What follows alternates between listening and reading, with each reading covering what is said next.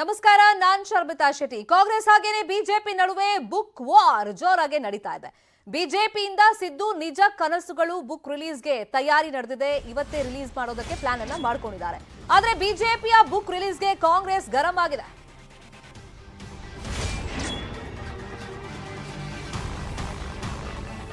ಈಗ ಕಾಂಗ್ರೆಸ್ ಅವರು ಸುಮ್ಮನೆ ಕೂತಿಲ್ಲ. ಬಿಜೆಪಿ ಅವರು ಸಿದ್ದು ನಿಜ ಕನಸುಗಳು ಬುಕ್ ರಿಲೀಸ್ಗೆ ತಯಾರಿ ಮಾಡ್ಕೊಂಡಿದ್ರೆ ಕಾಂಗ್ರೆಸ್ ನಾಯಕರು ಕೂಡ ಬುಕ್ ರಾಜಕೀಯ ಶುರು ಮಾಡಿದ್ದಾರೆ. ಕಾಂಗ್ರೆಸ್ ಇಂದ ಈಗ ರೆಡಿ ಆಗಿದೆ ಬಿಜೆಪಿ ಕಳ್ಳ ಮಾರ್ಗ ಹೆಸರಿನ ಬುಕ್. ಹಿಂದುತ್ವ ಬಳಸಿ ಎರಡೂ ಪಕ್ಷಗಳಿಂದ ಬುಕ್ ವಾರ್ ತಾರಕಕ್ಕೇರುವಂತ ಚಾನ್ಸಸ್ ಇದೆ. ಈಗ ಬಿಜೆಪಿ ಬುಕ್ ರಾಜಕೀಯ ಅಂತ ಸಿದ್ದರಾಮಯ್ಯ ಗರಂ ಆಗಿದ್ದಾರೆ. ಅಷ್ಟೇ ಅಲ್ಲ, ಅವ್ರು ರಿಲೀಸ್ ಮಾಡಿದ್ರೆ ಮಾನನಷ್ಟ ಕೇಸ್ ಕೂಡ ನಾನು ಹಾಕ್ತೀನಿ ಅಂತ ಎಚ್ಚರಿಕೆಯನ್ನು ಕೊಟ್ಟಿದ್ದಾರೆ. ಈ ಬಗ್ಗೆ ನಾನು ವಕೀಲರ ಜೊತೆನೂ ಮಾತಾಡ್ತೀನಿ ಅಂತ ಸಿದ್ದರಾಮಯ್ಯ ಹೇಳಿದ್ದಾರೆ.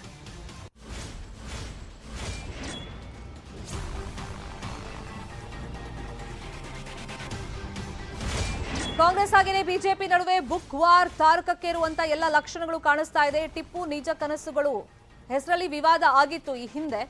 ಸೊ ಈಗ ಸಿದ್ದು ನಿಜ ಕನಸುಗಳು ಹೆಸರಲ್ಲಿ ಪುಸ್ತಕ ರೆಡಿ ಇದೆ. ಅದನ್ನ ರಿಲೀಸ್ ಮಾಡೋದಕ್ಕೆ ಇವತ್ತೇ ಮುಹೂರ್ತವನ್ನ ಫಿಕ್ಸ್ ಮಾಡ್ಕೊಂಡಿದ್ದಾರೆ ಬಿಜೆಪಿಯ ನಾಯಕರು. ಮಧ್ಯಾಹ್ನ 3 ಗಂಟೆಗೆ ಬೆಂಗಳೂರು ಪುರಭವನದಲ್ಲಿ ಪುಸ್ತಕ ರಿಲೀಸ್ಗೆ ತಯಾರಿಗಳನ್ನ ಮಾಡ್ಕೊಂಡಿದ್ದಾರೆ. ಅದರಲ್ಲಿ ಸಿದ್ದರಾಮಯ್ಯ ಬಗ್ಗೆ ಕೆಲವೊಂದು ವಿವಾದಾತ್ಮಕ ಲೇಖನಗಳು ಇದೆ. ಆದ್ರೆ ಕಾಂಗ್ರೆಸ್ ಅವರು ಆಲ್ರೆಡಿ ಈ ಬಗ್ಗೆ ಬುಕ್ ರಿಲೀಸ್ ಮಾಡಬಾರ್ದು ಅಂತ ದೂರನ್ನು ಕೊಟ್ಟಿದ್ದಾರೆ. ಇನ್ನೊಂದ್ ಕಡೆ ಸಿದ್ದರಾಮಯ್ಯ ಅವ್ರೇನಾದ್ರೂ ಬುಕ್ ರಿಲೀಸ್ ಮಾಡಿದ್ರೆ ನಾನು ಮಾನನಷ್ಟ ಕೇಸನ್ನ ಹಾಕ್ತೀನಿ ಅಂತ ಎಚ್ಚರಿಕೆಯನ್ನ ಕೊಟ್ಟಿದ್ದಾರೆ. ಜೊತೆಗೆ ವಕೀಲರ ಜೊತೆ ಈ ವಿಷಯವಾಗಿ ನಾನು ಮಾತಾಡ್ತೀನಿ ಅಂತಾನು ಸಿದ್ದರಾಮಯ್ಯ ಅವರು ಹೇಳಿದ್ದಾರೆ. ಇನ್ನು ಕಾಂಗ್ರೆಸ್ ಅವರು ಬಿಜೆಪಿ ಅವರು ಈ ತರ ಬುಕ್ ರಿಲೀಸ್ ಮಾಡಿದ್ರೆ ತಾವು ಬಿಜೆಪಿ ಕಳ್ಳ ಮಾರ್ಗ ಹೆಸರಿನ ಬುಕ್ ರಿಲೀಸ್ ಮಾಡ್ಕೊಳ್ಳೋದಕ್ಕೆ ತಯಾರಿಗಳನ್ನ ಮಾಡ್ಕೊಂಡಿದ್ದಾರೆ. ಒಂದ್ ಕಡೆ ಬಿಜೆಪಿ ಅವರು ಸಿದ್ದು ನಿಜ ಕನಸುಗಳು ಪುಸ್ತಕ ರಿಲೀಸ್ಗೆ ತಯಾರಿಗಳನ್ನ ಮಾಡ್ಕೊಂಡಿದ್ರೆ, ಇನ್ನೊಂದು ಕಡೆ ಕಾಂಗ್ರೆಸ್ ಅವರು ಬಿಜೆಪಿ ನಿಜ ಕನಸುಗಳು ಅಂತ ಹೇಳಿ ಬುಕ್ ಅನ್ನ ರಿಲೀಸ್ ಮಾಡೋದಕ್ಕೆ ತಯಾರಿಗಳನ್ನ ಮಾಡ್ಕೊಂಡಿದ್ದಾರೆ. ಬಟ್ ಬಿಜೆಪಿ ಬೆಂಬಲಿತ ಬರಹಗಾರರು ಬರೆದಿರುವಂತ ಪುಸ್ತಕ ಸಿದ್ದರಾಮಯ್ಯ ಅವರ ಬಗ್ಗೆ ಸೊ ರಿಲೀಸ್ ಮಾಡುವಂತ ಟೈಮ್ನಲ್ಲಿ ಉನ್ನತ ಶಿಕ್ಷಣ ಸಚಿವ ಡಾಕ್ಟರ್ ಅಶ್ವಥ್ ನಾರಾಯಣ ಅವರ ಅಧ್ಯಕ್ಷತೆಯಲ್ಲಿ ಈ ಕಾರ್ಯಕ್ರಮವನ್ನ ಆಯೋಜನೆ ಮಾಡಿದ್ದಾರೆ. ಈ ವಿಷಯವಾಗಿ ಸಿದ್ದರಾಮಯ್ಯ ಏನ್ ಹೇಳಿದ್ದಾರೆ ಕೇಳೋಣ.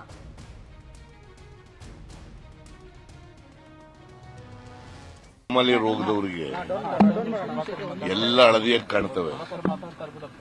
ಟಿಪ್ಪು ಬಗ್ಗೆ ಖಡ್ಕ ಹಿಡ್ಕೊಂಡು ಅದ್ರ ಡ್ರೆಸ್ ಹಾಕೊಂಡಿದ್ದವ್ರು ಯಾರು? ಟಿಪ್ಪು ಖಡ್ಕ ಹಿಡ್ಕೊಂಡು ಡ್ರೆಸ್ ಹಾಕೊಂಡಿದ್ದವ್ರು ಯಾರ್ರಿ? ಯಡಿಯೂರಪ್ಪ, ಶೋಭಾ ಕರಂದ್ಲಾಜೆ ಅಲ್ವಾ? ಅವ್ರಿಗೆ ಕೃತಿಗೆ ಮುನ್ನುಡಿ ಬರೆದಿರೋರು ಯಾರು? ಇವರು ಆಲಿ ಅಂತ ಅವರು ಶೇಖ್ ಆಲಿ ಒಂದು ಪುಸ್ತಕ ಬರೆದವ್ರೆ ಟಿಪ್ಪು ಬಗ್ಗೆ. ಅದಕ್ಕೆ ಮುನ್ನುಡಿ ಬರೆದಿರೋರು ಯಾರು? ಇದು ಇಬ್ಬಂದಿತನ ಅಲ್ವಾ? ಬೇಕು ಅಂತ ನನಗೆ ತೇಜೋವಧೆ ಮಾಡ್ಲಿಕ್ಕೋಸ್ಕರ ಎಲೆಕ್ಷನ್ ನಲ್ಲಿ ಈ ತರದ ಒಂದು ಪುಸ್ತಕ ಎಲ್ಲ ಮಾಡ್ತಾ ಇದ್ದಾರೆ. It is totally defamatory. ಗೊತ್ತಾಯ್ತಾ? ನೋಡೋಣ ನಾನು ಕಾನೂನು ಪ್ರಕಾರ ಏನ್ ಮಾಡಬೇಕು. ವಿಚಾರವಾಗಿ ಮತ್ತಷ್ಟು ಮಾಹಿತಿಯನ್ನು ಕೊಡೋದಕ್ಕೆ ನೇರ ಸಂಪರ್ಕದಲ್ಲಿ ಜಾಯ್ನ್ ಆಗಿದ್ದಾರೆ ನಮ್ಮ political bureau head Chidanand Patel. Chidanand Patel, Tipu ನಿಜ ಕನಸುಗಳು ಅನ್ನೋ ಪುಸ್ತಕ ಸಾಕಷ್ಟು ವಿವಾದಕ್ಕೆ ಕಾರಣ ಆಗಿತ್ತು. ಪರಸ್ಪರ ವಾಕ್ಸಮರ ಆ ಟೈಮ್ನಲ್ಲೂ ನಡೆದಿದ್ದನ್ನ ನಾವು ನೋಡಿದೀವಿ. ಈಗ ಸಿದ್ದು ನಿಜ ಕನಸುಗಳು ಅಂತ ಒಂದಿಷ್ಟು ಸಿದ್ದರಾಮಯ್ಯ ಅವ್ರ ಬಗ್ಗೆ ವಿವಾದಾತ್ಮಕ ಅಂಶಗಳನ್ನ ಈ ಪುಸ್ತಕದಲ್ಲಿ ಅಳವಡಿಸಿದ್ದಾರೆ. ಬಿಜೆಪಿ ಬೆಂಬಲಿಗರೇ ಬರೆದಿರೋದು. ಈಗ ಬುಕ್ ರಿಲೀಸ್ ಮಾಡೋಕ್ಕೂ ಮುಂಚಿತವಾಗಿ ಕಾಂಗ್ರೆಸ್ ಅವರು ಒಂದು ಕಂಪ್ಲೇಂಟ್ ಅನ್ನ ಕೊಟ್ಟಿದ್ದಾರೆ. ಹಾಗಾಗಿ ಕಾನೂನಾತ್ಮಕವಾಗಿ ನೋಡಿದ್ರೆ ಈ ಬುಕ್ ರಿಲೀಸ್ಗೆ ಏನಾದ್ರೂ ತೊಡಕಾಗಬಹುದಾ ಅಥವಾ ಬಿಜೆಪಿ ಅವರು ಇವತ್ತು ರಿಲೀಸ್ ಮಾಡೇ ಮಾಡ್ತಾರಾ 3 ಗಂಟೆಗೆ? ಶರ್ಮಿತಾ ಶೆಟ್ಟಿ, ಚುನಾವಣೆಗಿನ್ನು ಉಳಿದಿರ್ತಕ್ಕಂಥ ಬಾಕಿ ಮೂರು ತಿಂಗಳುಗಳು. ಇಂಥ ಸಂದರ್ಭದಲ್ಲಿ ಬಿಜೆಪಿ ಹೊಸ ಸಂಪ್ರದಾಯಕ್ಕೆ ನಾಂದಿ ಆಡ್ತಿರುವಂತದ್ದು. ಆ ಮುಖಾಂತರ ಕಾಂಗ್ರೆಸ್ ಕೂಡ ಬಿಜೆಪಿ ವಿರುದ್ಧ ಪುಸ್ತಕ ಬಿಡುಗಡೆಗೆ ಸಜ್ಜಾಗಿರುವಂತದ್ದು. ಒಂದ್ ಕಡೆ ವಿಪಕ್ಷ ನಾಯಕ ಸಿದ್ದರಾಮಯ್ಯನವರನ್ನ ತೇಜೋವಧೆ ಮಾಡ್ತಕ್ಕಂಥ ಆಕ್ಷೇಪರ ಇರ್ತಕ್ಕಂಥ ಕೆಲವೊಂದು ವಿಚಾರಗಳನ್ನ ಅನಗತ್ಯವಾಗಿ ತುರುಕಿ ಬರೆಯುವ ಮುಖಾಂತರ ಸಿದ್ದು ನಿಜ ಕನಸುಗಳು ಅನ್ನೋ ಮುಖಾಂತರ ಟಿಪ್ಪುಗೆ ಹೋಲಿಕೆ ಮಾಡಿ ಪುಸ್ತಕವನ್ನ ಬಿಡುಗಡೆ ಮಾಡ್ಲಿಕ್ಕೆ ಸಜ್ಜಾಗಿರುವಂತದ್ದು. ಸ್ವತಃ ಐಟಿ-ಬಿಟಿ ಹಾಗೂ ಉನ್ನತ ಶಿಕ್ಷಣ ಸಚಿವರಾಗಿರ್ತಕ್ಕಂಥ ಅಶ್ವಥ್ ನಾರಾಯಣ ಈ ಪುಸ್ತಕವನ್ನ ಬಿಡುಗಡೆ ಮಾಡ್ಲಿಕ್ಕೆ ಮುಂದಾಗಿರುವಂತದ್ದು. ಅಲ್ಲದೆ ವಿವಾದಾತ್ಮಕ ಬರಹಗಾರ ಸೇರಿದಂತೆ ಬಿಜೆಪಿ ಎಂಎಲ್ಸಿ ಕೆಲವಾದಿ ನಾರಾಯಣ ಸ್ವಾಮಿ ಕೂಡ ಇದ್ದಾರೆ. ಹಾಗಾಗಿ ಈ ಪುಸ್ತಕ ವಿವಾದಕ್ಕೆ ಎಡೆ ಮಾಡಿಕೊಡುವ ಕಾರಣಕ್ಕಾಗಿ ಇದೀಗ ಕಾಂಗ್ರೆಸ್ ಕೂಡ ಮುಗಿಬಿದ್ದಿರುವಂತದ್ದು. ಒಂದ್ ಕಡೆ ಈ ಸಂಬಂಧಪಟ್ಟ ಈಗಾಗಲೇ ಎಸ್.ಜೆ. ಪಾರ್ಕ್ ನಲ್ಲಿ ದೂರು ದಾಖಲಾಗಿರುವಂತದ್ದು. ವಿಪಕ್ಷ ನಾಯಕ ಸಿದ್ದರಾಮಯ್ಯರವರನ್ನ ತೇಜೋವಧೆ ಮಾಡ್ಲಿಕ್ಕೆ ಒಂದು ಪುಸ್ತಕವನ್ನ ಬಿಡುಗಡೆ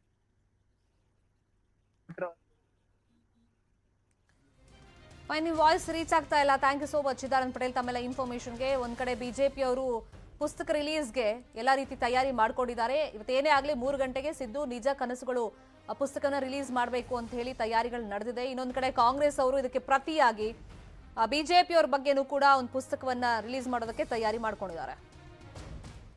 ಇನ್ನು ಸಿದ್ದು ನಿಜ ಕನಸುಗಳು ಪುಸ್ತಕ ಬಿಡುಗಡೆ ಹಿನ್ನೆಲೆಯಲ್ಲಿ ಟೌನ್ ಹಾಲ್ ನಲ್ಲಿ ಪುಸ್ತಕ ಬಿಡುಗಡೆ ಸಮಾರಂಭ ಇರೋದ್ರಿಂದ ಸಮಾರಂಭಕ್ಕೆ ಪೊಲೀಸರು ಬಿಗಿ ಭದ್ರತೆಯನ್ನ ಕೈಗೊಂಡಿದ್ದಾರೆ. ಆಲ್ರೆಡಿ ಈಗ ಅದರಲ್ಲಿ ವಿವಾದಾತ್ಮಕ ಅಂಶಗಳಿದೆ ಅಂತ ಗೊತ್ತಾದ ಮೇಲೆ ಕಾಂಗ್ರೆಸ್ ಅವರು ಗರಂ ಆಗಿದ್ದಾರೆ. ಮಾನನಷ್ಟ ಕೇಸ್ ಎಲ್ಲ ಹಾಕ್ತೀನಿ ಅಂತ ಸಿದ್ದರಾಮಯ್ಯ ಹೇಳ್ಕೊಂಡಿದ್ದಾರೆ. ಇನ್ನೊಂದು ಕಡೆ ಕಾಂಗ್ರೆಸ್ ಅವರು ದೂರನ್ನು ಕೊಟ್ಟಿದ್ದಾರೆ ಈ ಬಗ್ಗೆ. ಈಗ ಟೌನ್ ಹಾಲ್ ಮುಂದೆ ಏನ್ ಬೇಕಾದ್ರೂ ನಡೀಬಹುದು, ಹಾಗಾಗಿ ಪೊಲೀಸರು ವಿಶೇಷ ರೀತಿಯಲ್ಲಿ ಭದ್ರತೆಯನ್ನ ಕಲ್ಪಿಸಿದ್ದಾರೆ. 2 ಕೆಎಸ್ಆರ್ಪಿ ತುಕಡಿಯನ್ನ ಪೊಲೀಸರು ಕರೆಸಿಕೊಂಡಿದ್ದಾರೆ. ಕಾಂಗ್ರೆಸ್ ಕಾರ್ಯಕರ್ತರು ಅಲ್ಲಿಗೆ ಬರಬಹುದು, ತೀವ್ರ ರೀತಿಯಲ್ಲಿ ಪ್ರತಿಭಟನೆ ಮಾಡುವಂತಹ ಸಾಧ್ಯತೆಗಳಿದೆ. ಹೀಗಾಗಿ ಹೆಚ್ಚಿನ ಸಂಖ್ಯೆಯಲ್ಲಿ ಪೊಲೀಸರನ್ನ ಅಲ್ಲಿ ನಿಯೋಜನೆ ಮಾಡಿದ್ದಾರೆ.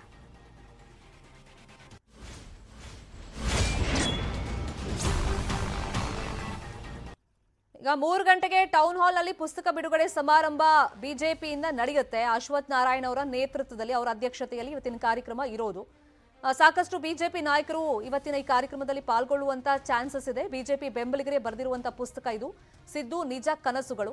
ಇದರಲ್ಲಿ ವಿವಾದಾತ್ಮಕ ಅಂಶಗಳಿರೋದ್ರಿಂದ ಬಿಡುಗಡೆಗೆ ನಾವು ಬಿಡೋದಿಲ್ಲ ಅಂತ ಹೇಳಿ ಈಗ ಕಾಂಗ್ರೆಸ್ ಅವರು ಅಲ್ಲಿ ಬರ್ಬೋದು, ಪ್ರತಿಭಟನೆಯನ್ನ ಮಾಡಬಹುದು. ಹಾಗಾಗಿ ಪೊಲೀಸರು ಭದ್ರತೆಯನ್ನ ಹೆಚ್ಚು ಮಾಡಿದ್ದಾರೆ. ಇದೇ ವಿಚಾರವಾಗಿ ಮತ್ತಷ್ಟು ಮಾಹಿತಿಯನ್ನು ಕೊಡೋದಕ್ಕೆ ನೇರ ಸಂಪರ್ಕದಲ್ಲಿ ಜಾಯಿನ್ ಆಗಿದ್ದಾರೆ ನಮ್ಮ ರಿಪೋರ್ಟರ್ ಗಂಗಾಧರ್ ವಾಗಟ. 3 ಗಂಟೆಗೆ ಬಿಜೆಪಿ ಅವರು ಸಿದ್ದು ನಿಜ ಕನಸುಗಳು ಪುಸ್ತಕ ಬಿಡುಗಡೆ ಮಾಡಬೇಕು ಅಂತ ತಯಾರಿ ಮಾಡ್ಕೊಂಡಿದ್ದಾರೆ. ಅಲ್ಲಿ ಏನ್ ಬೇಕಾದ್ರೂ ಆಗ್ಬೋದು, ಕಾಂಗ್ರೆಸ್ ಅವರು ಬರ್ಬೋದು, ದೊಡ್ಡ ಮಟ್ಟದಲ್ಲಿ ಪ್ರತಿಭಟನೆ ಮಾಡಬಹುದು, ಅದಕ್ಕೆ ವಿರೋಧ ವ್ಯಕ್ತಪಡಿಸಬಹುದು. ಹಾಗಾಗಿ ಪೊಲೀಸರು ಯಾವ ತರ ಭದ್ರತೆಯನ್ನ ಕೈಗೊಂಡಿದ್ದಾರೆ, ಮತ್ತೆ ಯಾರೆಲ್ಲ ಬಿಜೆಪಿ ನಾಯಕರು ಇವತ್ತಿನ ಕಾರ್ಯಕ್ರಮದಲ್ಲಿ ಪಾಲ್ಗೊಳ್ತಾ ಇದ್ದಾರೆ ಅಶ್ವಥ್ ನಾರಾಯಣ್ ಅವರನ್ನು ಸೇರಿಸಿ.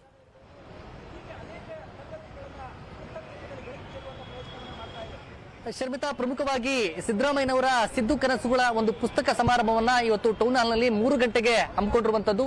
ಈ ನಿಟ್ಟಿನಲ್ಲಿ ಕಾಂಗ್ರೆಸ್ ಅವರು ಅಂದ್ರೆ ಸಿದ್ದರಾಮಯ್ಯನವರನ್ನ ಟಾರ್ಗೆಟ್ ಮಾಡಿಕೊಂಡು ಅವರ ವ್ಯಂಗ್ಯದ ಚಿತ್ರಗಳನ್ನ ಹಾಕಿಕೊಂಡು ಸಿದ್ದರಾಮಯ್ಯನವರ ಸಿದ್ದು ಕನಸುಗಳನ್ನ ಪುಸ್ತಕವನ್ನ ಇವತ್ತು ಸಚಿವರಾಗಿರುವಂತಹ ಅಶ್ವಥ್ ನಾರಾಯಣ ಇರಬಹುದು, ಮತ್ತೆ MLC ಆಗಿರುವಂತಹ ಚಲವಾದಿ ನಾರಾಯಣ ಸ್ವಾಮಿ ನೇತೃತ್ವದಲ್ಲಿ ಈ ಒಂದು ಪುಸ್ತಕ ಸಮಾರಂಭವನ್ನ ಹಮ್ಮಿಕೊಳ್ಳಲಾಗಿದೆ. ಈ ಒಂದು ಸಮಾರಂಭಕ್ಕೆ ಈಗ ಕಾಂಗ್ರೆಸ್ ವಿರೋಧವನ್ನು ವ್ಯಕ್ತಪಡಿಸ್ತಾ ಇದೆ, ಮತ್ತು ಜೊತೆಗೆ ಕಾನೂನು ಹೋರಾಟ ಮಾಡುವಂತಹ ನಿಟ್ಟಿನಲ್ಲಿ ಎಚ್ಚರಿಕೆಯನ್ನು ಕೂಡ ಕೊಟ್ಟಿರುವಂತದ್ದು. ಆದ್ರೆ ಅದಕ್ಕೂ ಮೊದಲೇ ಈಗ 2 ಗಂಟೆಗೆ ಕಾಂಗ್ರೆಸ್ನ ಸುಮಾರು 500ಕ್ಕೂ ಹೆಚ್ಚು ಮಂದಿ ಇಲ್ಲಿ ಜಮಾವಣೆಯಾಗಿ ಪ್ರತಿಭಟನೆ ಮಾಡೋಕೆ ತಯಾರನ್ನ ಮಾಡ್ಕೊಂಡಿದ್ದಾರೆ. ಹೀಗಾಗಿ ಯಾವುದೇ ರೀತಿ ಸಮಸ್ಯೆ ಆಗಬಾರ್ದು ಅಂತ ಹೇಳಿ ಪೊಲೀಸರು ಒಂದು ಬಿಗಿ ಬಂದೋಬಸ್ತನ್ನ ಈಗ ಟೌನ್ ಹಾಲ್ ಮುಂಭಾಗದಲ್ಲಿ ಹಮ್ಮಿಕೊಂಡಿರುವಂತದ್ದು.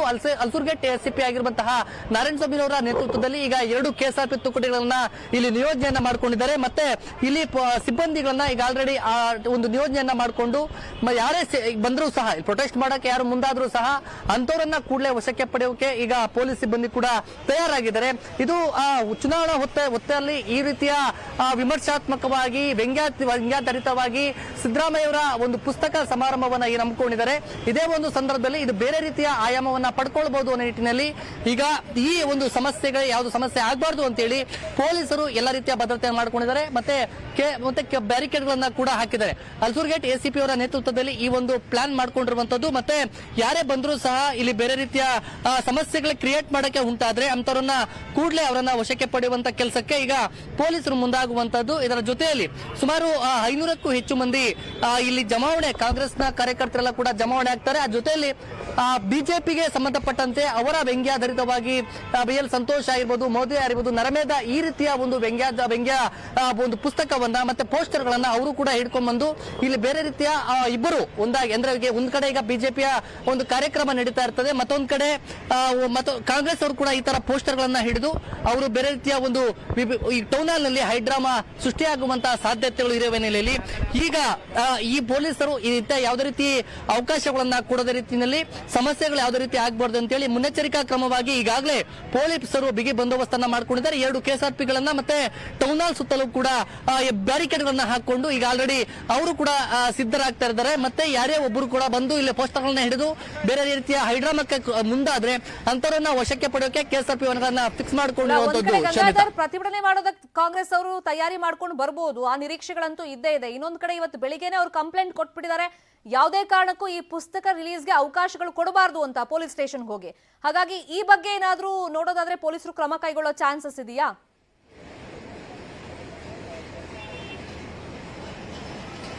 ಎಸ್ ಶರ್ಮಿತಾ, ನಿನ್ನೆ ರಾತ್ರಿ ಏನು ಕೆಪಿಸಿಸಿಯ ವಕ್ತಾರರು ಮತ್ತೆ ಅಲ್ಲಿ ಸೆಲ್ ಕಡೆಯಿಂದ ಅವರೀಗ ಎಸ್ ಎ ಪಾರ್ಕ್ ಪೊಲೀಸ್ ಠಾಣೆಗೆ ಈಗ ಒಂದು ದೂರನ್ನ ಈಗ ಆಲ್ರೆಡಿ ಅವರು ದೂರನ್ನ ಕೊಟ್ಟಿರುವಂತದ್ದು.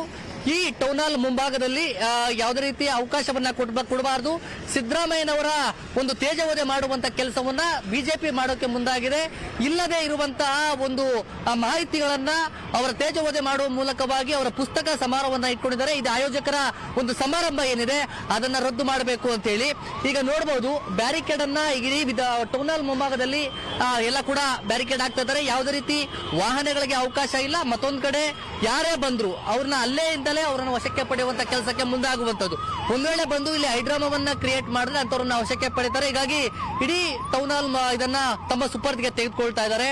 ಇದರ ಜೊತೆಯಲ್ಲಿ ಖುದ್ದಾಗಿ ಸಚಿವರೇ ಈ ಒಂದು ಪುಸ್ತಕವನ್ನ ಅಶ್ವಥ್ ನಾರಾಯಣ್ ಅವರು ಈ ಒಂದು ಪುಸ್ತಕ ಬಿಡುಗಡೆ ಸಮಾರಂಭದಲ್ಲಿ ಮುಖ್ಯ ಅತಿಥಿಯಾಗಿರುವಂತದ್ದು. ಅದರ ಜೊತೆಯಲ್ಲಿ ಚಲವಾದಿ ನಾರಾಯಣ ಸ್ವಾಮಿಯವರು ಅವರು MLC ಅವರು ಈ ಪುಸ್ತಕಕ್ಕೆ ಸಂಬಂಧಪಟ್ಟಂತೆ ಸಿದ್ದರಾಮಯ್ಯನವರ ಬಗ್ಗೆ ಅತಿ ಹೆಚ್ಚಾಗಿ ಆಕ್ರೋಶವನ್ನ ಹೊರಹಾಕಿದ್ರು. ಹೀಗಾಗಿ ಅವರು ಕೂಡ ಈ ಪುಸ್ತಕ ಸಮಾರಂಭದಲ್ಲಿ ಮುಖ್ಯ ಒಂದು ನೇತೃತ್ವವನ್ನು ವಹಿಸಿದ್ದಾರೆ. ಬೆಳಗ್ಗೆ ಕೂಡ ಸಿದ್ದರಾಮಯ್ಯನವರು ಮಾತನಾಡುವ ಸಂದರ್ಭದಲ್ಲಿ ಹೇಳಿದ್ರು, ಕಾನೂನು ಹೋರಾಟವನ್ನ ಮಾಡಬೇಕಾಗುತ್ತೆ, ಇದು ತೇಜೋವಧೆ ಮಾಡುವ ಕೆಲಸಕ್ಕೆ ಮುಂದಾಗಿರೋ ಬಗ್ಗೆ ಎಚ್ಚರಿಕೆಯನ್ನ ಕೊಟ್ಟಿದ್ರು. ಹೀಗಾಗಿ ಇದು ಬಿಜೆಪಿ ಮತ್ತೆ ಕಾಂಗ್ರೆಸ್ ವರ್ಸಸ್ ಎರಡೂ ಕೂಡ ಹೈಡ್ರಾಮಾ ಟೌನ್ ಹಾಲ್ ಮುಂಭಾಗದಲ್ಲಿ ಆಗುವಂತ ಎಲ್ಲಾ ಸಾಧ್ಯತೆಗಳು. ಹೀಗಾಗಿ ಬಿಗಿ ಭದ್ರತೆಯನ್ನ ಪೊಲೀಸರು ಹಮ್ಮಿಕೊಂಡಿದ್ದಾರೆ. Sharmita Shetty, fine, thank you. ಈ ಕ್ಷಣದ ಮಾಹಿತಿಗೋಸ್ಕರ ಗಂಗಾಧರ್ ವಾಗಟ. ಸಿದ್ದು ನಿಜ ಕನಸುಗಳು ಪುಸ್ತಕ ಬಿಡುಗಡೆಗೆ ಕ್ಷಣಗಣನೆ ಆರಂಭ ಆಗಿದೆ. ಇನ್ನೊಂದು ಕಡೆ ಪೊಲೀಸರು ಟೌನ್ ಹಾಲ್ ಮುಂಭಾಗದಲ್ಲಿ ಸಾಕಷ್ಟು ಭದ್ರತೆಯನ್ನು ಒದಗಿಸಿಕೊಟ್ಟಿದ್ದಾರೆ. ಸಮಾರಂಭಕ್ಕೆ ಬಿಗಿ ಭದ್ರತೆಯನ್ನ ಮಾಡಿದ್ದಾರೆ. ಇವತ್ತು 3 ಗಂಟೆಗೆ ಈ ಪುಸ್ತಕವನ್ನು ರಿಲೀಸ್ ಮಾಡಬೇಕು. ಅಶ್ವಥ್ ನಾರಾಯಣ್ ಅವರು ಹಾಗೇನೆ ಚಲವಾದಿ ನಾರಾಯಣ ಸ್ವಾಮಿ ಎಲ್ಲ ಈ ಕಾರ್ಯಕ್ರಮದಲ್ಲಿ ಪಾಲ್ಗೊಳ್ತಾರೆ. ಸಾಕಷ್ಟು ಸಂಖ್ಯೆಯಲ್ಲಿ ಬಿಜೆಪಿಯವರು ಬರ್ತಾರೆ. ಮತ್ತೆ ಬಿಜೆಪಿ ಬೆಂಬಲಿಗರು ಕೆಲವರು ಸಿದ್ದರಾಮಯ್ಯ ಅವರ ಬಗ್ಗೆ ಬರಹಗಳನ್ನ ಬರೆದಿದ್ದಾರೆ ಈ ಪುಸ್ತಕದಲ್ಲಿ. ಆದ್ರೆ ಯಾವುದೇ ಕಾರಣಕ್ಕೂ ಈ ಪುಸ್ತಕ ರಿಲೀಸ್ ಮಾಡಬಾರದು ಅಂತ ಹೇಳಿ ಪೊಲೀಸರ ಮೊರೆ ಕೂಡ ಹೋಗಿದ್ದಾರೆ ಕಾಂಗ್ರೆಸ್ ಅವರು. ಮತ್ತೆ ಇವತ್ತು ಟೌನ್ ಹಾಲ್ ಮುಂಭಾಗದಲ್ಲಿ ಬಂದು ಪ್ರತಿಭಟನೆ ಮಾಡುವಂತ ನಿರೀಕ್ಷೆಗಳು ಇದೆ. ಇನ್ನೊಂದ್ ಕಡೆ ಸಿದ್ದರಾಮಯ್ಯ ಅವರು ಇವ್ರಿಗೆ ಕಾಮಾಲೆ ಕಾಣೋದೆಲ್ಲ ಹಳದಿ, ನಾನೇನ್ ಮಾಡಕ್ಕಾಗುತ್ತೆ, ಅಕಸ್ಮಾತ್ ಇವ್ರ ಪುಸ್ತಕ ರಿಲೀಸ್ ಮಾಡಿದ್ರೆ ನಾನು ಕೇಸ್ ಹಾಕ್ತೀನಿ ಅಂತ ಅವ್ರು ಹೇಳ್ತಾ ಇದ್ದಾರೆ.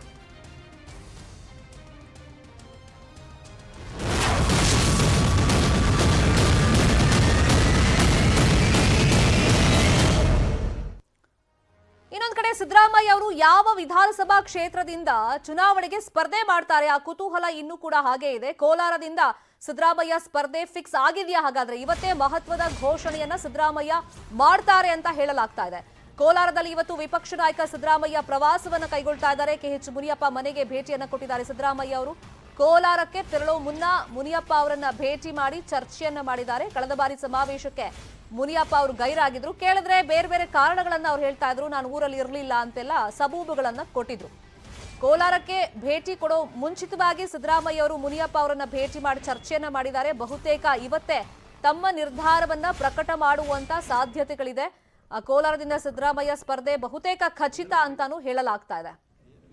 ಒಂದ್ ಕಡೆ ಮುನಿಯಪ್ಪ ಅವರು, ಮತ್ತೊಂದ್ ಕಡೆ ರಮೇಶ್ ಕುಮಾರ್ ಅವರು ಇಬ್ರು ಸಮಾವೇಶಕ್ಕೆ ಬಂದ್ರಷ್ಟೇ ಅಲ್ಲೇ ಘೋಷಣೆ ಮಾಡುವಂತ ನಿರೀಕ್ಷೆಗಳಿರೋದು.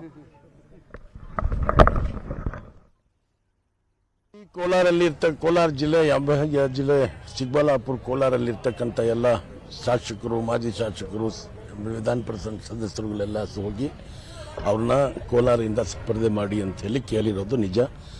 ಅವರು ಇಲ್ಲಿ ನಮಗಂತೂ ನಂಬಿಕೆ ಇದೆ, ಇಲ್ಲಿಂದಾನೇ ಸ್ಪರ್ಧೆ ಮಾಡ್ತಾರೆ. ಬಟ್ ಕೋಲಾರ ಕಾನ್ಸ್ಟಿಟ್ಯೂನ್ಸಿ ಯಾವ ರೀತಿ ಇದೆ ಅಂತ ಹೇಳಿದರೆ ಇದಕ್ಕೆ ಒಂದು ಇತಿಹಾಸ ಇದೆ.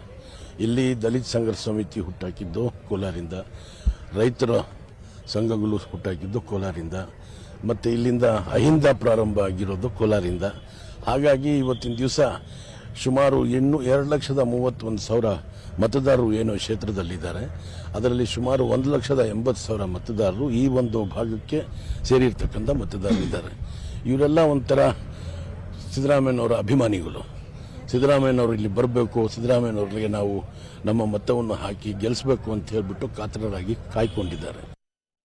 ಇದೇ ವಿಚಾರವಾಗಿ ಮತ್ತಷ್ಟು ಮಾಹಿತಿಯನ್ನು ಕೊಡೋದಕ್ಕೆ ನೇರ ಸಂಪರ್ಕದಲ್ಲಿ ಜಾಯಿನ್ ಆಗಿದ್ದಾರೆ ನಮ್ಮ political bureau reporter Anil Basur. Anil Basur, ಅಳದು ತೂಗಿ ಈಗ ಬಾದಾಮಿ ಬೇಡ, ವರುಣಾದಿಂದ ಸ್ಪರ್ಧೆ ಮಾಡಿದ್ರೆ ಮಗನಿಗೆ ತೊಂದರೆ ಆಗುತ್ತೆ ಅನ್ನೋ ಕಾರಣಕ್ಕೆ ಕೋಲಾರವನ್ನೇ ಫೈನಲೈಸ್ ಮಾಡೋದ್ರಲ್ಲಿ ಸಿದ್ದರಾಮಯ್ಯ ಇದ್ದಾರೆ ಅಂತ ಹೇಳಲಾಗ್ತಾ ಇದೆ. ಬಟ್ ಅಲ್ಲಿ ತೊಡಕಿರೋದು ಭಿನ್ನಾಭಿಪ್ರಾಯ ಕಾಂಗ್ರೆಸ್ ಪಕ್ಷದಲ್ಲೇ ಇರೋದು. ಅದನ್ನ ಸರಿದೂಗಿಸಿ ಇವತ್ತು ಆ ಕ್ಷೇತ್ರವನ್ನೇ ಅನೌನ್ಸ್ ಮಾಡುವಂತ ಚಾನ್ಸಸ್ ಎಷ್ಟು ಮಟ್ಟಿಗಿದೆ, ಮತ್ತೆ ಕಾಂಗ್ರೆಸ್ ಅಲ್ಲಿ ಆ ಭಾಗದಲ್ಲಿ ರಾಜಕೀಯ ಎಷ್ಟು ಮಟ್ಟಿಗೆ ಗರಿಗೆದರಿದೆ? ಅನಿಲ್, ಪ್ರಬಲ ಮುಖಂಡರಾದಂತ ನಮ್ಮೆಲ್ಲರ ನೆಚ್ಚಿನ ನಾಗರಾಜ್ ಶರ್ಮಿತಾ, ಇವತ್ತು ಕೋಲಾರದಿಂದ ಸ್ಪರ್ಧೆ ಮಾಡೋದನ್ನ ಸಿದ್ದರಾಮಯ್ಯ ಅವರು ಪ್ರಕಟಣೆ ಮಾಡ್ತಾರೆ ಎಂಬಂತ ನಿರೀಕ್ಷೆಯಲ್ಲಿ ಕಾಂಗ್ರೆಸ್ ಕಾರ್ಯಕರ್ತರಿದ್ದಾರೆ. ಜೊತೆಗೆ ಅಂತ ಹೇಳಿದ್ರೆ ಕೋಲಾರ ಜಿಲ್ಲೆಯ ಒಂದು ಭಿನ್ನಮತ ಏನಿತ್ತು ಅಂದ್ರೆ ಇಬ್ಬರು ನಾಯಕರು, ಒಂದು ಮಾಜಿ ಕೇಂದ್ರ ಸಚಿವ ಎಚ್ ಕೆ ಮುನಿಯಪ್ಪ, ಅದೇ ರೀತಿಯಾಗಿ ಮಾಜಿ ಸ್ಪೀಕರ್ ರಮೇಶ್ ಕುಮಾರ್ ಅವರ ಮಧ್ಯೆ ಒಂದು ಭಿನ್ನಾಭಿಪ್ರಾಯ ಅಂತ ಮಾಹಿತಿ ಇತ್ತು. ಆದ್ರೆ ಇವತ್ತು ಬೆಂಗಳೂರಿನಲ್ಲಿ ಮುನಿಯಪ್ಪ ಅವರನ್ನ ಭೇಟಿ ಮಾಡಿದ್ದಾರೆ. ಜೊತೆಗೆ ಇಲ್ಲಿ ಮಾತನಾಡಿರುವಂತಹ ಪರಿಷತ್ ಸದಸ್ಯ ಹಾಗೂ ಸಿದ್ದರಾಮಯ್ಯ ಅವರ ಆಪ್ತ ನಜೀರ್ ಅಹಮದ್ ಅವರು ಕೂಡ ಏನು ಇದೇ ಮಾತನ್ನು ಹೇಳಿದ್ದಾರೆ. ಅಂದ್ರೆ ಇಲ್ಲಿ ಯಾವುದೇ ರೀತಿಯಾದ ಭಿನ್ನಮತವಿಲ್ಲ, ನಾವು ಕೋಲಾರದಿಂದ ಬಂದು ಸಿದ್ದರಾಮಯ್ಯ ಅವರು ಸ್ಪರ್ಧೆ ಮಾಡಿದಂತ ಸಂದರ್ಭದಲ್ಲಿ ನಾವು ಅವರನ್ನ ಬಹುಮತದಿಂದ ಗೆಲ್ಲಿಸಿಕೊಡ್ತೇವೆ ಎಂಬಂತ ಆ ಹೇಳಿಕೆಯನ್ನು ಅವ್ರು ಕೊಟ್ಟಿರಬಹುದು. ಈಗ ನೋಡಬಹುದು, ಇನ್ನು ಕೆಲವು ಕ್ಷಣಗಳಲ್ಲಿನೇ ಸಿದ್ದರಾಮಯ್ಯ ಅವರು ಇಲ್ಲಿ ಒಂದು ವೇದಿಕೆಗೆ ಬರ್ತಾರೆ. ವೇದಿಕೆ ನೋಡಬಹುದು, ಈಗಾಗಲೇ ಕಾಂಗ್ರೆಸ್ ನಾಯಕರೆಲ್ಲರೂ ಕೂಡ ಇಲ್ಲಿಗೆ ಬರ್ತಿರುವಂತದ್ದನ್ನ ಮಾಜಿ ಸಚಿವ ಕೃಷ್ಣ ಬೈರೇಗೌಡ ಅವರು ಬಂದಿದ್ದಾರೆ. ಅದೇ ರೀತಿಯಾಗಿ ರಮೇಶ್ ಕುಮಾರ್ ಅವರು ಕೂಡ ಇದ್ದಾರೆ. ಅದರ ಜೊತೆ ಇನ್ನೂ ಹಲವು ನಾಯಕರು ಕೂಡ ಇಲ್ಲಿ ಇರುವಂತದ್ದು. ಈಗಾಗಲೇ ಇಲ್ಲಿ ಬಂದು ಅವರು ಸಿದ್ದರಾಮಯ್ಯ ಅವರು ಇನ್ನು ಕೆಲವು ಕ್ಷಣಗಳಲ್ಲಿ ಬರ್ತಾರೆ. ಅಂದ್ರೆ ಇಲ್ಲಿನ ಒಂದು ಕೋಲಾರ ಜಿಲ್ಲಾ ಕಾಂಗ್ರೆಸ್ ಕಚೇರಿ ಏನಿದೆ, ಕಾಂಗ್ರೆಸ್ ಕಚೇರಿಗೆ ಹೋದ ನಂತರ ಅಲ್ಲಿಂದ ಇಲ್ಲಿ ಬರ್ತಾರೆ ಎಂಬಂತದ್ದನ್ನ, ಇದನ್ನ ಒಂದು ಸಣ್ಣ ಮಟ್ಟದ ಪ್ರೋಗ್ರಾಮ್ ಅನ್ನ ನಾವು ಕಂಡಕ್ಟ್ ಮಾಡಿದ್ದೇವೆ ಎಂಬಂತ ಒಂದು ಹೇಳಿಕೆಯನ್ನ ಕೊಟ್ಟಿರುವಂತದ್ದು ನಜೀರ್ ಅಹಮದ್ ಅವರು. ಅದೇ ರೀತಿಯಾಗಿ ಇವತ್ತು ಕೂಡ ಇಲ್ಲಿ ಏನು ಬಂದು ಸಿದ್ದರಾಮಯ್ಯ ಅವರ ಬೆಂಬಲಿಗರು, ಕಾರ್ಯಕರ್ತರು ಕೂಡ ಬಂದು ಈ ಒಂದು ಕಾರ್ಯಕ್ರಮದಲ್ಲಿ ಭಾಗವಹಿಸಿದ್ದಾರೆ. ಹೀಗಾಗಿ ಈ ಎಲ್ಲ ಕಾರ್ಯಕರ್ತರ ಎದುರಿಗೇನೆ ಅವರ ಒಂದು ಅಭಿಪ್ರಾಯವನ್ನು ಪಡೆದು ಅಂದ್ರೆ ಇಲ್ಲಿ ಸ್ಪರ್ಧೆ ಮಾಡೋದ್ರ ಕುರಿತಂತೆ ತೀರ್ಮಾನಕ್ಕೆ ಬರ್ತಾರೆ ಎಂಬಂತ ಮಾಹಿತಿ ಇರುವಂತದ್ದು. ಹೀಗಾಗಿ ಇವತ್ತು ಬಹುತೇಕವಾಗಿ ಬರೀ ಕಾಂಗ್ರೆಸ್ ಮಾತ್ರವಲ್ಲ, ಜೆಡಿಎಸ್, ಬಿಜೆಪಿ ಸೇರಿದಂತೆ ಏನು ಬೇರೆ ಬೇರೆ ಪಕ್ಷಗಳ ನಾಯಕರು ಕೂಡ ಸಿದ್ದರಾಮಯ್ಯ ಅವರ ನಡೆಯನ್ನ ಕುತೂಹಲದಿಂದ ಒಂದು ವೀಕ್ಷಣೆ ಎದುರು ನೋಡ್ತಿರುವಂತದ್ದು. ಜೊತೆಗೆ ಅಂತ ಹೇಳಿದ್ರೆ ಇನ್ನು ಕೆಲ ಹೊತ್ತಿನಲ್ಲಿನೇ ಅನಿಲ್, ಈಗ ಸಿದ್ದರಾಮಯ್ಯ ಅವರು ಮಹತ್ವದ ಘೋಷಣೆಯನ್ನ ಮಾಡೋದ್ರ ಜೊತೆಗೆ ಬಹಳಷ್ಟು ಕುತೂಹಲ ಇರೋದು ಆ ವೇದಿಕೆ ಮೇಲೆ ಈಗ ಬಣ ರಾಜಕೀಯ ಅಥವಾ ಭಿನ್ನಾಭಿಪ್ರಾಯ ಇರುವಂತ ಮುನಿಯಪ್ಪ ಅವರು ಮತ್ತೆ ರಮೇಶ್ ಕುಮಾರ್ ಅವರು ಒಟ್ಟಿಗೆ ಬರ್ತಾರಾ, ಕಾಣಿಸ್ಕೊಳ್ತಾರಾ ಅಂತ. ಜನಪ್ರಿಯ ನಾಯಕರಾಗಿರ್ತಕ್ಕಂಥ ಖಂಡಿತವಾಗಿಯೂ ಇದೇ ಪ್ರಶ್ನೆ ನಾವು ಕಾಂಗ್ರೆಸ್ ನಾಯಕರಿಗೆ ಕೇಳಿದ್ದೇವೆ. ಏನಂತ ಹೇಳಿದ್ರೆ ಈ ಒಂದು ಕಾರ್ಯಕ್ರಮದಲ್ಲಿ ಮುನಿಯಪ್ಪ ಅವರು ಕೂಡ ಭಾಗಿಯಾಗ್ತಾರೆ ಅಂತ ಹೇಳಿ ಅವರು ಹೇಳಿಕೆಯನ್ನ ಕೊಟ್ಟಿರುವಂತದ್ದು. ಯಾಕಂತ ಹೇಳಿದ್ರೆ ಇವತ್ತು ಕೂಡ ಈಗಾಗಲೇ ಬೆಂಗಳೂರಿನಲ್ಲಿ ಸಿದ್ದರಾಮಯ್ಯ ಅವರು ಮುನಿಯಪ್ಪ ಅವರನ್ನ ಭೇಟಿ ಮಾಡಿರುವಂತದ್ದು, ಚರ್ಚೆ ಮಾಡಿರುವಂತದ್ದು ಮತ್ತು ಅವರು ಕಾರ್ಯಕ್ರಮಕ್ಕೆ ಬರೋದಕ್ಕೆ ಅವರಿಗೆ ಆಹ್ವಾನ ಕೊಟ್ಟಿರುವಂತದ್ದು. ಜೊತೆಗೆ ಏನಂತ ಹೇಳಿದ್ರೆ ಈಗಾಗಲೇ ಇಲ್ಲಿ ರಮೇಶ್ ಕುಮಾರ್ ಅವರು ಬಂದಿದ್ದಾರೆ. ಹೀಗಾಗಿ ಮುನಿಯಪ್ಪ ಮತ್ತು ರಮೇಶ್ ಕುಮಾರ್ ಇಬ್ಬರು ವೇದಿಕೆ ಮೇಲೆ ಇದ್ದಂತ ಸಂದರ್ಭದಲ್ಲಿ ಸಿದ್ದರಾಮಯ್ಯ ಅವರು ತಮ್ಮ ಒಂದು ನಿರ್ಧಾರವನ್ನ ಪ್ರಕಟಣೆ ಮಾಡುವಂತ ಸಾಧ್ಯತೆ ಎಂದು ಹೇಳಲಾಗ್ತಿದೆ. ಜೊತೆಗೆ ಮುನಿಯಪ್ಪ ಅವರು ಏನಾದರೂ ಈ ಒಂದು ಕಾರ್ಯಕ್ರಮಕ್ಕೆ ಗೈರಾದಂತಹ ಸಂದರ್ಭದಲ್ಲಿ ಖಂಡಿತವಾಗಿಯೂ ಕೂಡ ಸಿದ್ದರಾಮಯ್ಯ ಅವರು ಇಲ್ಲಿಂದ ಸ್ಪರ್ಧೆ ಮಾಡುವಂತಹ ವಿಚಾರದಿಂದ ಪ್ರಕಟಣೆಯನ್ನು ಮಾಡೋದಿಲ್ಲ ಎಂಬಂತ ಮಾಹಿತಿ ಕೂಡ ಇದೆ. ಹೀಗಾಗಿ ಇವತ್ತು ಮುನಿಯಪ್ಪ ಅವರು ಇಲ್ಲಿ ಬಂದು ಕಾರ್ಯಕ್ರಮದಲ್ಲಿ ಭಾಗವಹಿಸ್ತಾರೆ ಎಂಬಂತ ಕುತೂಹಲ ಮೂಡಿಸಿರುವಂತದ್ದು. ಜೊತೆಗೆ ಏನಂತ ಹೇಳಿದ್ರೆ ಇಬ್ಬರು ನಾಯಕರ ಮಧ್ಯೆ ಯಾವುದೇ ಭಿನ್ನಾಭಿಪ್ರಾಯ ಇಲ್ಲ ಎಂಬಂತ ಹೇಳಿಕೆಯನ್ನು ಕೊಟ್ಟಿರುವಂತದ್ದು. ಹೀಗಾಗಿ ಮುನಿಯಪ್ಪ ಅವರು ಭಾಗವಹಿಸಿದ್ರೆ ಖಂಡಿತವಾಗಿಯೂ ಕೂಡ ಸಿದ್ದರಾಮಯ್ಯ ಅವರು ತಮ್ಮ ಒಂದು ನಿರ್ಧಾರವನ್ನು ಇಲ್ಲಿ ಪ್ರಕಟಿಸುವಂತ ಸಾಧ್ಯತೆ ಇದೆ. Sharmita, fine, thank you Anil Basuri. ಈ ಕ್ಷಣದ ಅಪ್ಡೇಟ್ಸ್ಗೆ ಈಗ ಕೋಲಾರ ಈ ಫಂಕ್ಷನ್ಗೆ ಹೋಗೋಕ್ಕೂ ಮುಂಚೆ, ಸಮಾವೇಶಕ್ಕೆ ತೆರಳೋಕ್ಕೂ ಮುಂಚಿತವಾಗಿ ಮುನಿಯಪ್ಪ ಮನೆಗೆ ಸಿದ್ದರಾಮಯ್ಯ ಅವರು ಭೇಟಿ ಕೊಟ್ಟು ಚರ್ಚೆಯನ್ನ ಮಾಡಿದ್ರಲ್ಲ, ಈಗ ಒಂದೇ ಕಾರ್ನಲ್ಲಿ ಈ ಸಮಾವೇಶಕ್ಕೆ ತೆರಳುತ್ತಾ ಇದ್ದಾರೆ. ಮುನಿಯಪ್ಪ ಅವರನ್ನ ಕರ್ಕೊಂಡು ಬರ್ತಾ ಇದ್ದಾರೆ ಸಿದ್ದರಾಮಯ್ಯ ಅಂತ ಗೊತ್ತಾಗಿದೆ. ಅಲ್ಲಿಗೆ ರಮೇಶ್ ಕುಮಾರ್ ಅವರು ಎಷ್ಟೊತ್ತಿಗೆ ಬರ್ತಾರೆ ಅನ್ನೋದನ್ನ ನೋಡ್ಬೇಕಾಗತ್ತೆ ಸಮಾವೇಶದಲ್ಲಿ. ಒಂದ್ ಕಡೆ ದೃಶ್ಯದಲ್ಲಿ ನಾವು ತೋರಿಸ್ತಾ ಇದ್ದೀವಿ ಮುನಿಯಪ್ಪ ಮನೆಗೆ ಹೋಗಿದ್ದು ಸಿದ್ದರಾಮಯ್ಯ ಅವರು, ಇನ್ನೊಂದು ಕಡೆ ಒಂದೇ ಕಾರಲ್ಲಿ ಮುನಿಯಪ್ಪ ಅವರನ್ನ ಸಿದ್ದರಾಮಯ್ಯ ಅವರು ಕರ್ಕೊಂಡ್ ಬಂದಿದ್ದಾರೆ. ಆಲ್ರೆಡಿ ಈಗ ಸಮಾವೇಶಕ್ಕೆ ರಮೇಶ್ ಕುಮಾರ್ ಅವರ ಆಗಮನ ಆಗಿದೆ. ಸೊ ಈಗ ಭಿನ್ನಾಭಿಪ್ರಾಯವನ್ನ ಸರಿಪಡಿಸಿ ತಾನು ಕೋಲಾರದಲ್ಲಿ ನಿಂತ್ರೆ ಅವರನ್ನ ಗೆಲ್ಲಿಸ್ಕೊಳ್ಳುವಂತ ಗ್ಯಾರಂಟಿ ಎಷ್ಟು ಮಟ್ಟಿಗಿದೆ ಅದ್ರ ಬಗ್ಗೆನೂ ಕೂಡ ನಾಯಕರಲ್ಲಿ ಚರ್ಚೆಯನ್ನ ಮಾಡಿರ್ತಾರೆ. ಈಗ ಅವ್ರು ಬಂದ್ರೆ ನಾವಂತೂ ಟಿಕೆಟ್ ಬಿಟ್ಕೊಡೋದಕ್ಕೆ ಅಥವಾ ನಾವಂತೂ ಆಕಾಂಕ್ಷಿಗಳಲ್ಲ ಅಂತ ಹೇಳಿ ಕಾಂಗ್ರೆಸ್ ಅವರು ಹೇಳ್ತಾ ಇದ್ದಾರೆ.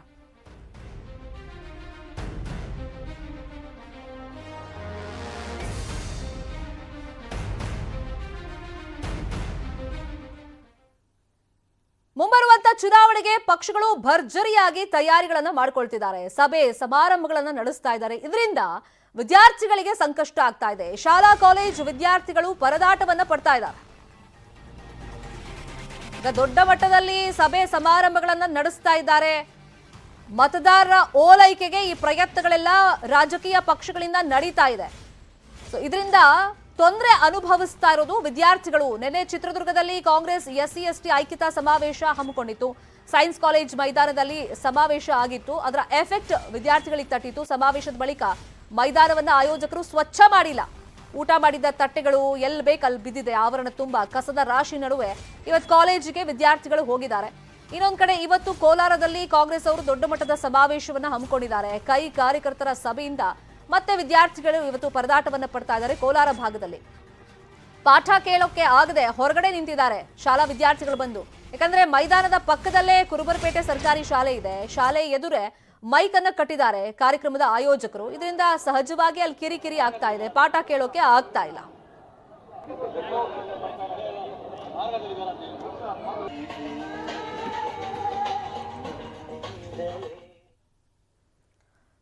ಇಬ್ಬರು ಜೆಡಿಎಸ್ ಮುಖಂಡರು ಸೇರ್ಪಡೆಯಾಗಿದ್ದಾರೆ. ವಿಶ್ವನಾಥ್ ಹಾಗೇನೆ ರಾಧಾಕೃಷ್ಣ ಅವರು ಸೇರ್ಪಡೆಯಾಗಿದ್ದಾರೆ.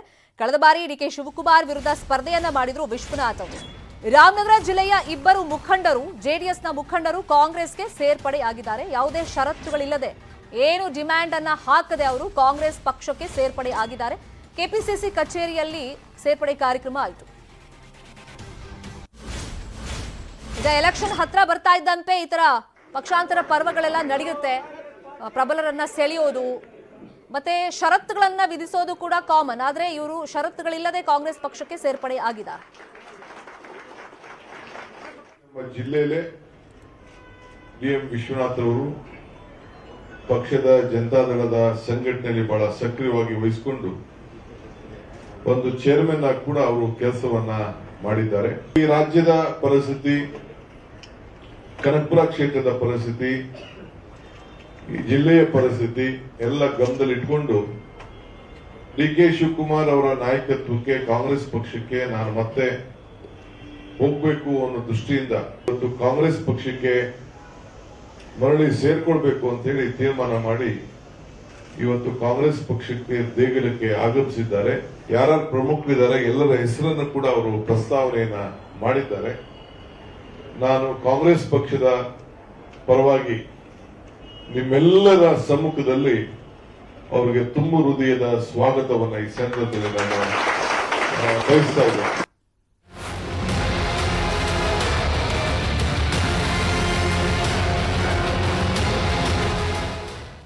ಶಾಲೆಗಳಲ್ಲಿ ನೈತಿಕ ಶಿಕ್ಷಣ ಬೋಧನೆ ಕುರಿತಂತೆ ಮಹತ್ವದ ಸಭೆ ನಡೀತಾಲೇ ಇದೆ. ನೈತಿಕ ಶಿಕ್ಷಣ ಬೋಧನೆ ಬಗ್ಗೆ ಎಲ್ಲಾ ಸಮುದಾಯಗಳು ತಮ್ಮ ಒಲವನ್ನ ತೋರ್ಪಡಿಸಿವೆ. ಶಿಕ್ಷಣ ಸಚಿವರ ನೇತೃತ್ವದಲ್ಲಿ ವಿಧಾನಸೌಧದಲ್ಲಿ ಸಭೆ ನಡೆದಿದೆ. ನೈತಿಕ ಶಿಕ್ಷಣ ಬೋಧನೆಗಾಗಿ ಧರ್ಮ ಗ್ರಂಥಗಳ ಪರಿಚಯಕ್ಕೂ ಕೂಡ ಯೋಜನೆಯನ್ನ ಶಿಕ್ಷಣ ಇಲಾಖೆ ಮಾಡಿಕೊಂಡಿದೆ. ಯಾವೆಲ್ಲ ಪಠ್ಯ ಮತ್ತೆ ನೈತಿಕ ಶಿಕ್ಷಣದ ಮಾದರಿಯ ಬಗ್ಗೆ ಸಭೆಯಲ್ಲಿ ಚರ್ಚೆಯನ್ನ ಮಾಡ್ತಾ ಇದ್ದಾರೆ. ಶಿಕ್ಷಣ ತಜ್ಞರು, ಸ್ವಾಮೀಜಿಗಳು, ಧರ್ಮ ಗುರುಗಳು ತಮ್ಮ ಅಭಿಪ್ರಾಯವನ್ನ ಈಗ ಹೇಳಿದ್ದಾರೆ. ಶಿಕ್ಷಣ ಇಲಾಖೆ ಅವರೆಲ್ಲರ ಅಭಿಪ್ರಾಯವನ್ನ ಸಂಗ್ರಹ ಮಾಡಿದೆ. ಅಂದ್ರೆ ಮಕ್ಕಳಿಗೆ ಈ ಮೌಲ್ಯಗಳ ಅಗತ್ಯತೆ ತುಂಬಾ ಇದೆ, ಹಾಗಾಗಿ ಮೌಲ್ಯಗಳನ್ನು ತಿಳಿಸುವಂತ ಪ್ರಯತ್ನ ಇದು. ಅದಕ್ಕೋಸ್ಕರನೇ ಶಿಕ್ಷಣ ಇಲಾಖೆ ಯೋಜನೆಯನ್ನ ಮಾಡಿದ್ದು ಅಂತ ಹೇಳ್ತಿದ್ದಾರೆ. ಆದ್ರೆ ಆರಂಭದಲ್ಲೇ ಇದಕ್ಕೆ ಸಾಕಷ್ಟು ಪರ ವಿರೋಧ ಅಭಿಪ್ರಾಯಗಳು, ಚರ್ಚೆಗಳೆಲ್ಲ ಬರ್ತಾ ಇದೆ. ಈಗ ಮೌಲ್ಯಗಳನ್ನ ಧರ್ಮದ ಜೊತೆ ಸೇರಿಸಬೇಡಿ ಅನ್ನೋ ಅಭಿಪ್ರಾಯಗಳು ವ್ಯಕ್ತವಾಗ್ತಾ ಇದೆ. ಇದು ಧರ್ಮ ಸಭೆ ಅಲ್ಲ, ಧರ್ಮಕ್ಕೆ ಸೀಮಿತವಾಗಿಲ್ಲ ಅಂತ ಹೇಳ್ತಾ ಇದ್ದಾರೆ.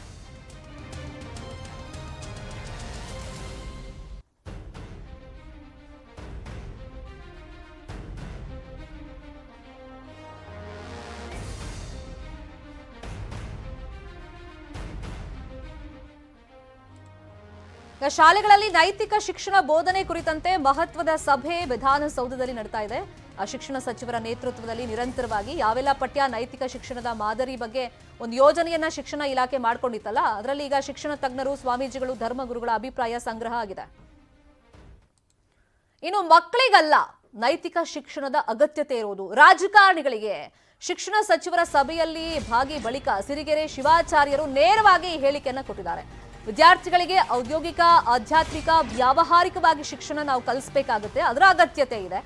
ಇವತ್ತಿನ ಶಿಕ್ಷಣದಲ್ಲಿ ಔದ್ಯೋಗಿಕ ಹಾಗೂ ವ್ಯಾವಹಾರಿಕ ಶಿಕ್ಷಣ ಸಿಗ್ತಾ ಇದೆ, ಮಕ್ಕಳಿಗೆ ಆಧ್ಯಾತ್ಮಿಕ ಶಿಕ್ಷಣ ಸಿಗ್ತಾ ಇಲ್ಲ. ನೈತಿಕ ಶಿಕ್ಷಣದ ಬಗ್ಗೆ ವಿವಾದ ಇಲ್ಲ, ಆದ್ರೆ ನೈತಿಕ ಶಿಕ್ಷಣ ನೀಡುವವರಿಗೆ ಮೊದಲು ಶಿಕ್ಷಣ ಕೊಡಬೇಕು.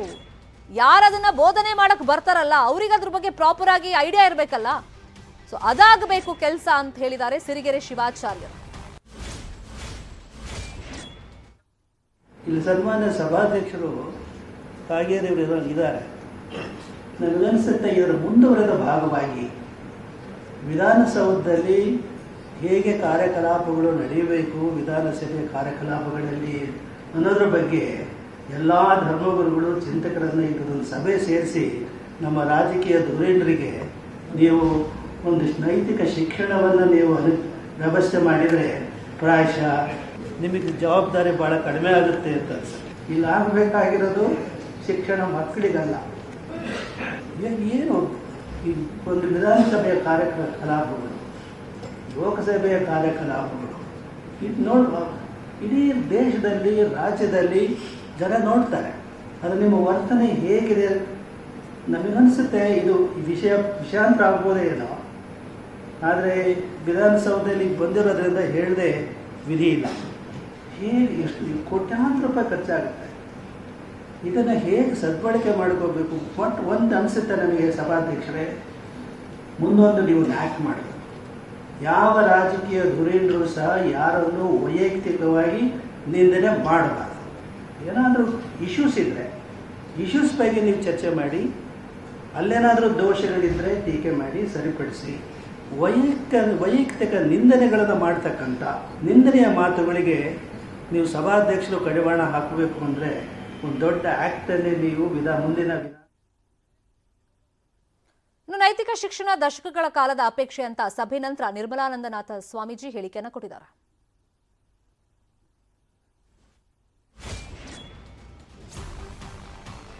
ಈಗ ಬಾಲ್ಯದಿಂದ ಯೂನಿವರ್ಸಿಟಿ ತನಕ ವಿದ್ಯೆ ಬೇರೆ ಬೇರೆ ತರ ಇರುತ್ತೆ. ವಿದ್ಯೆಯಿಂದ ಹತ್ರ ಆಗಬೇಕಾಗಿದ್ದ ವಿಚಾರನೇ ದೂರ ಆಗ್ತಾ ಇದೆ. ಮನುಷ್ಯನಿಗೆ ತನ್ನ ಒಳಗಿರೋ ವಿದ್ಯೆ ಅರಿವಾದಂತೆ ಆಗಬೇಕು ಅಂತ ಹೇಳಿದ್ದಾರೆ ನಿರ್ಮಲಾನಂದನಾಥ ಸ್ವಾಮೀಜಿ. ಯೂನಿವರ್ಸಿಟಿ ಎಜುಕೇಶನ್ ಪಡ್ಕೊಂಡು ಬಂದ್ಮೇಲೂ ಕೂಡ ಪ್ರಾಣಿಗಳ ರೀತಿಯಲ್ಲಿ ದೇಹವನ್ನ ಸಲಹಿಕೊಳ್ಳುವಷ್ಟು ಮಟ್ಟಕ್ಕೆ ಮಾತ್ರ ಸೀಮಿತ ಆಗ್ತಾ ಇರ್ತಕ್ಕಂಥ ನಮ್ಮ ವಿದ್ಯೆ ಆಗತ್ತೆ ಆದರೆ ಮನುಷ್ಯನ ಹುಟ್ಟಿನ ಉದ್ದೇಶ ಏನೆಂಬ ಪ್ರಶ್ನೆ ಬರ್ತದೆ. ಕೇವಲ ದೇಹ ಒಲಿಯುವ ವಿದ್ಯೆ ಆಗತ್ತೆ ಆದರೆ ಮನುಷ್ಯನಿಗೆ ಬೇಕಾಗಿರ್ತಕ್ಕಂಥ ಪ್ರಜ್ಞೆಯನ್ನು ವಿಕಾಸ ಮಾಡುವ ವಿದ್ಯೆ ಯಾವುದರಿಂದ ಬರುತ್ತೆ. ಮೆಟಾಫಿಸಿಕಲ್ ವರ್ಲ್ಡ್ನಲ್ಲಿರ್ತಕ್ಕಂಥ ಕೆಲವು ಪ್ಯಾರಲಲ್ಸ್ನ ನಮ್ಮ ಭೌತಿಕ ವಿದ್ಯಾಭ್ಯಾಸದ ಸ್ಥಿತಿಗೆ ತಂದುಕೊಡದೆ ಹೋಗುತ್ತೆ. ಆದರೆ ಬಹುಶಃ ವಿದ್ಯಾಶಾಲೆಗಳ ಯೂನಿವರ್ಸಿಟಿಗಳ ಅಸ್ತಿತ್ವವನ್ನೇ ಪ್ರಶ್ನೆ ಮಾಡಬೇಕಾದಂಥ ಒಂದು ಸಂದರ್ಭ ಬರ್ತದೆ. ಮನುಷ್ಯನ ಕೈಗೆ ವಿಜ್ಞಾನವು ಬಂದಿದೆ, ತಂತ್ರಜ್ಞಾನದ ಆವಿಷ್ಕಾರಗಳು ಕೂಡ ಕೈಗೆ ಬಂದಿದ್ದಾವೆ. ಯಾವ ಸಂಬಂಧಗಳು ಹತ್ರ ಆಗಬೇಕಾಗಿತ್ತು ವಿದ್ಯೆಯಿಂದ ದೂರ ಮಾಡ್ತಾ ಇದೆ. ಇವತ್ತು ವಿದ್ಯೆ ಅಂತಕ್ಕಂಥದ್ದು ನ್ಯೂಕ್ಲಿಯರ್ ಫ್ಯೂಷನ್ ಥರ ಹೊಡಿತಾ ಇದೆ, ಫ್ಯೂಷನ್ ಥರ ಕೂಡ್ತಾ ಇದೆ.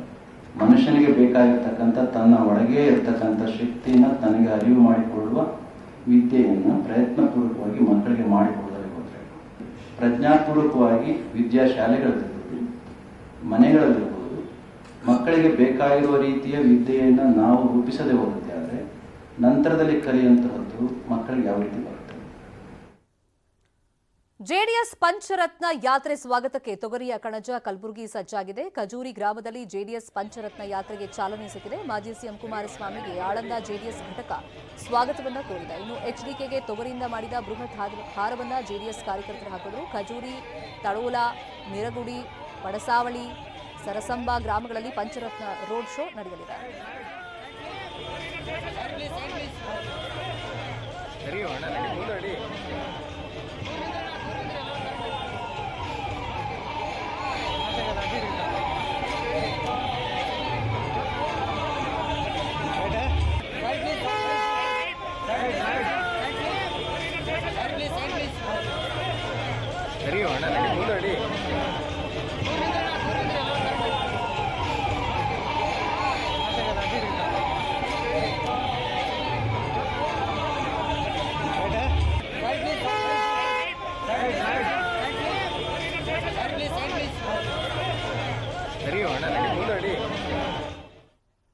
ಮತ್ತಷ್ಟು ಸುದ್ದಿ ನೋಡೋಣ ಬ್ರೇಕ್ ಆದ್ಮೇಲೆ.